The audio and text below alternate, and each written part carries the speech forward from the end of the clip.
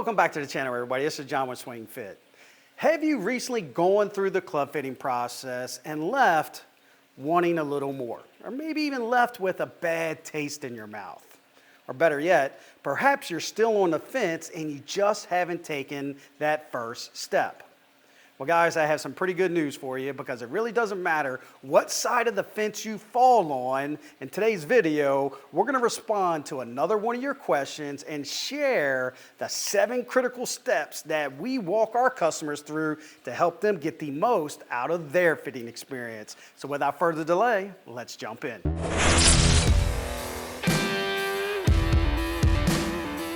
As a quick disclaimer, the information I'm about to share with you is simply our approach to the fitting process. And by no means am I saying that your club fitter is doing it wrong should they choose to do it a little differently.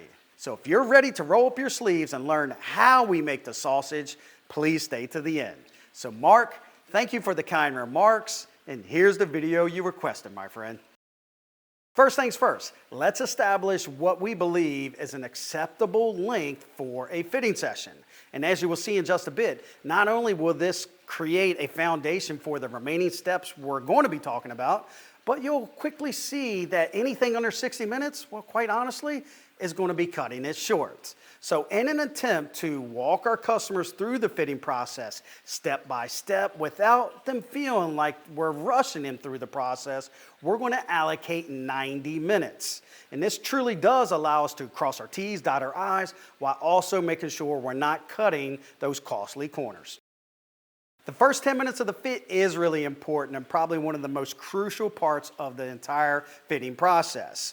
Just like warming up outside, we have to give you time to get acclimated with hitting inside. And there is a big difference, and we'll leave that topic for another day. But as we're getting you warmed up and you're getting more comfortable with hitting indoors, this is also a great time to do a quick Q&A. And this way we'll have a better understanding of why you're wanting to get fit in the first place. Is there a specific miss you're struggling with, such as that dreaded slice or nasty hook, or maybe it's just time for an upgrade? And as a quick bonus nugget, if your golf clubs is older than 5 years, then there is a pretty good chance an upgrade can help. Speaking of, I would be curious to know what is the oldest golf club you're still playing today. So if you happen to have any of those dinosaurs, then do me a favor, just leave your remarks in the comments below. This is also a great time to disclose any of those restrictions, limitations, or perhaps even nagging injuries that may be impacting your golf game today. The last thing we want to do is implement a long-term solution for what we would classify as a short-term ailment. Another way to look at it is, if all we need to do is make a couple small tweaks or minor adjustments until you're healthy, then why not go that route opposed to upsetting the apple cart? Now, if all of that wasn't enough, we now have to assess how does your swing feel once the warm-up's complete. And what I'm really getting at is, did Sunday Red show up? Or was it more like Captain Frustration? So just be honest with yourself, and if for whatever reason it just doesn't feel like you brought your A game, then just politely ask if we can postpone until your swing feels a little bit better. Now, depending on your initial shots within your warm-up, your club fitter might have you hit a couple more shots to establish your baseline. And this is what's really going to allow the club fitter to compare apples to apples as the fit progresses. And as a general rule of thumb, we need a sample size of 4 to 5 good shots. And the key takeaway here is we just need good shots. We don't need to have perfect shots. So if it sometimes takes you 8 or 9 shots to get that collection of 4 to 5, then that's okay. We'll eliminate the outliers. Now that we have the baseline established, the 2 things your fitter is looking for is 1, how efficient is the ball coming off the face? And 2, is it optimally getting to the destination for the level of input you're presenting? So some of the things we're looking for is apex, your landing angle, ball speed versus club speed, as well as your spin and launch.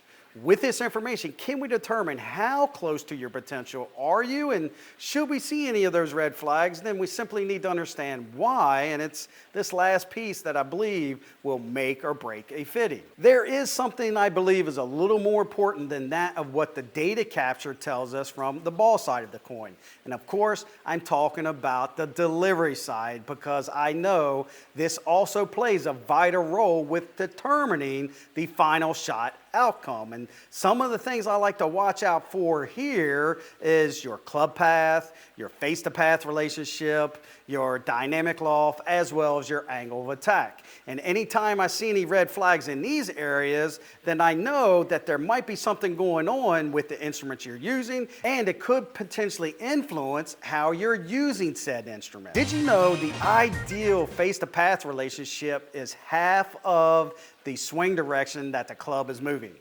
As an example, if you have a 3-degree in to out swing, you need that face-to-path relationship to be 1.5 closed of that path to hit that perfect little draw. And if it's 4 degrees in to out, cut it in half. 2 degrees closed is all you need. Now, this part of fit may turn a lot of people off, but if you hear me out, I just might be able to change your perception, because I truly believe a lot of club fitters within the community is getting a bad rap. And it's often associated with this perception that we're more concerned about getting deeper into your pockets and taking as much money as we possibly can. Now, don't get me wrong. I do know there are a lot of club fitters out there that is truly gold on taking you through the upsell process, selling you that high-end exotic shaft that you really don't need. But I also know they're likely responding to an unrealistic sales metric established at the corporate level.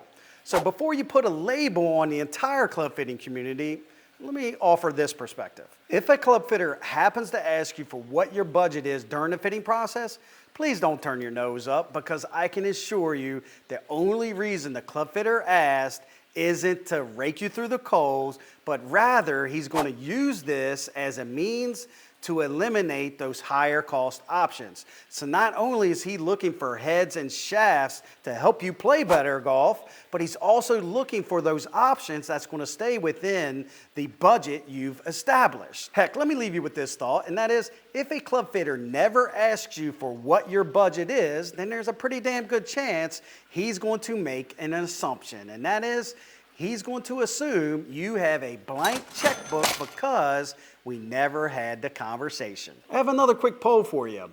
What's the most money you willingly paid for a golf club, and what is the most money you were asked to pay but you said no thank you? Just leave your remarks in the comments below.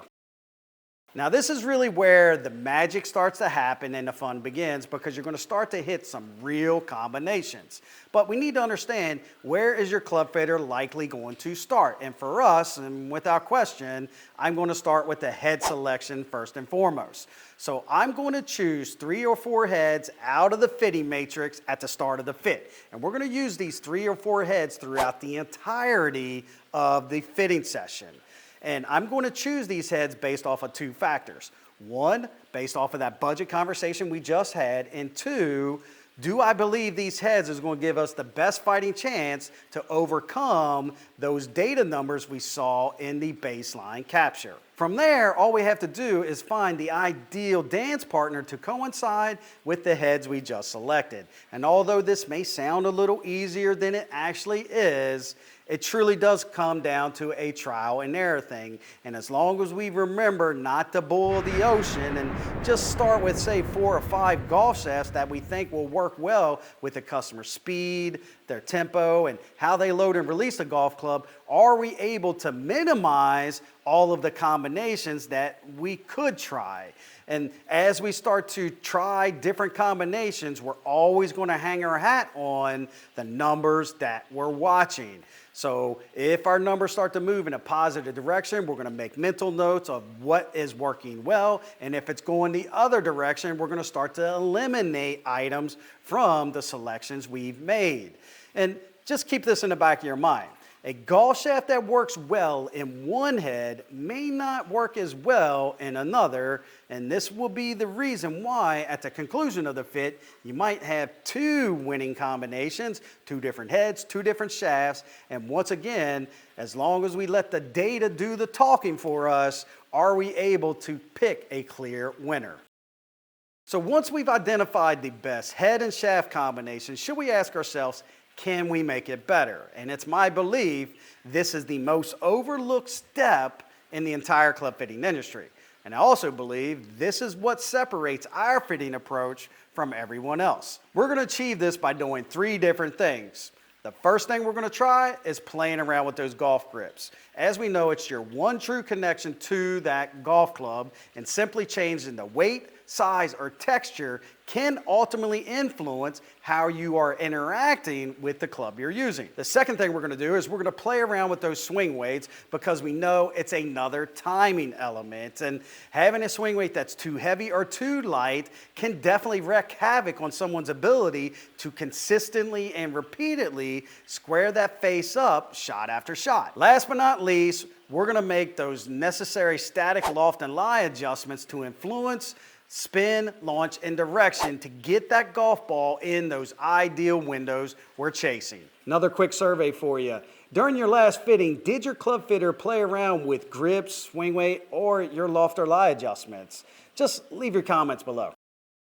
Now, this part of the fitting process is what I enjoy the most, and no, it has nothing to do with it being at the end of the fit.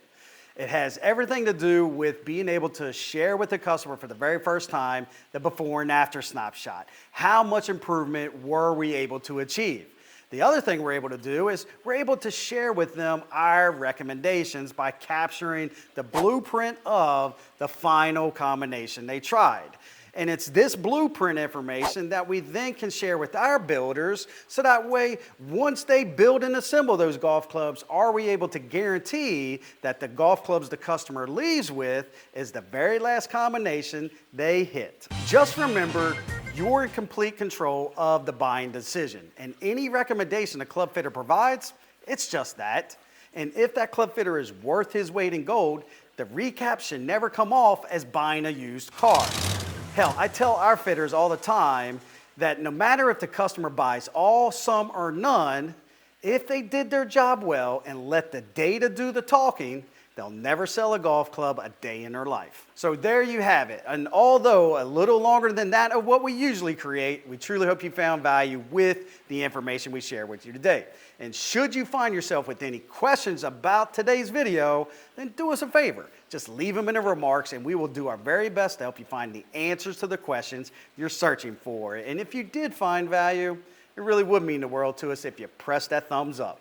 So guys, we truly appreciate your continued support, and until next week, don't forget to take a look at one of these videos over here, because who knows, there might be a couple golden nuggets over there that can help you on your golfing journey. So thanks again for watching.